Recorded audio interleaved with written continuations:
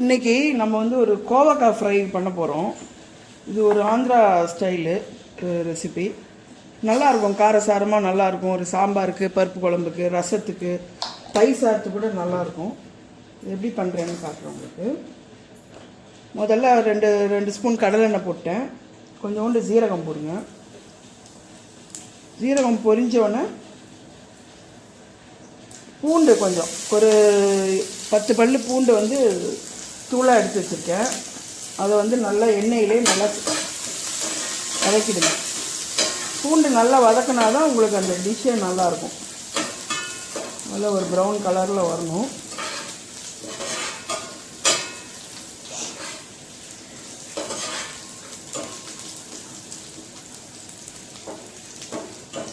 கொஞ்சம் நல்லா வதக்குங்க. நல்லா வதக்கிட்டு கொஞ்சம் ப்ரௌன் கலராக வரணும்.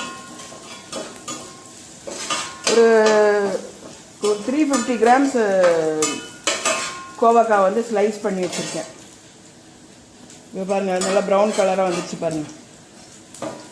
இது கோவக்காய் வந்து உங்களுக்கு சுகர், டயபெட்டிக்லாம் ரொம்ப நல்லது. அதனால் அடிக்கடி சாப்பாட்டில் சேர்த்துக்கோங்க. இப்படியும் பண்ணலாம், பாசிப்பருப்பு போட்டு கூட்டு கூட பண்ணலாம், இல்லை ட்ரையாக கூட உங்களுக்கு பண்ணலாம். இதுக்கு ஆக்சுவலாக இது ட்ரை தான், இது வேறு ஆந்திரா ஸ்டைலில் வரும். இது கொஞ்சம் நல்லா கொஞ்சம் எண்ணெயிலே கொஞ்சம் வதக்குங்க.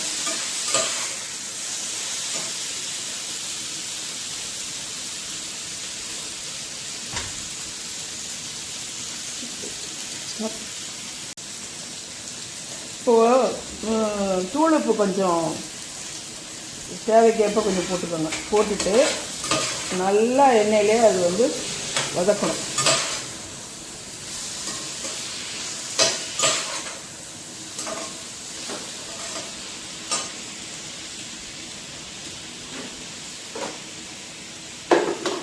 கொஞ்சம் மஞ்சத்தூள் போடுங்க. ஒரு 1/4 ஸ்பூன் மஞ்சத்தூள், ஒரு ஸ்பூன் மிளகாத்தூள், கொஞ்சம் காஷ்மீர் சில்லி பவுடர். கலருக்காக தான் போடுறோம், டேஸ்ட் ஒன்றும் இருக்காது. அவ்வளோதான், இதோட இன்க்ரீடியன்ஸே இவ்வளோ தான். ரொம்ப சிம்பிளாக செஞ்சிடலாம். நல்லா பூண்டு போட்டுக்கிறதுனால கொஞ்சம் நல்லா இருக்கும் உங்களுக்கு.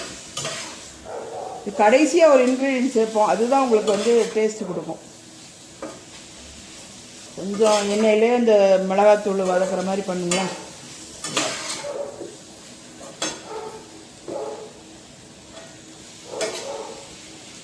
கொஞ்சம் தண்ணி ஊற்றி கொஞ்சம் வேகட்டும்.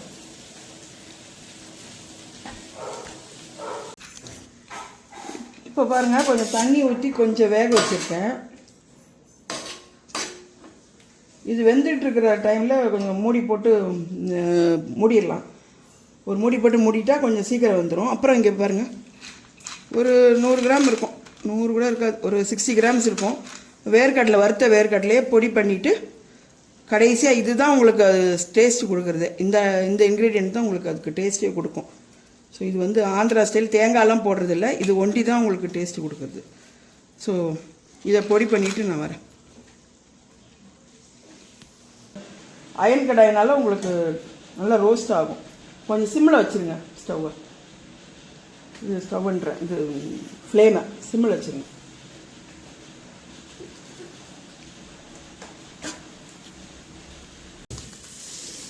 பாருங்கள், ட்ரை ஆகிடுச்சு பாருங்கள். நல்லா ஒன்றோட ஒன்று ஒட்டாமல் கொஞ்சம் சிம்மிலே வச்சு ட்ரை ஆகிடுச்சு. இப்போ நீங்கள் வந்து ட்ரான்ஸ்ஃபர் பண்ணிக்கோங்க. ட்ரான்ஸ்ஃபர் பண்ணிவிட்டு இந்த ரெசிபி வந்து ட்ரை பண்ணி பாருங்கள். ட்ரை பண்ணி பார்த்துட்டு உங்களுக்கு பிடிச்சிருந்தா லைக் பண்ணுங்கள், ஷேர் பண்ணுங்கள், சப்ஸ்கிரைப் பண்ணுங்கள். மேலும் இன்னொரு வீடியோவில் உங்களை பார்க்குறேன். Thank you friends.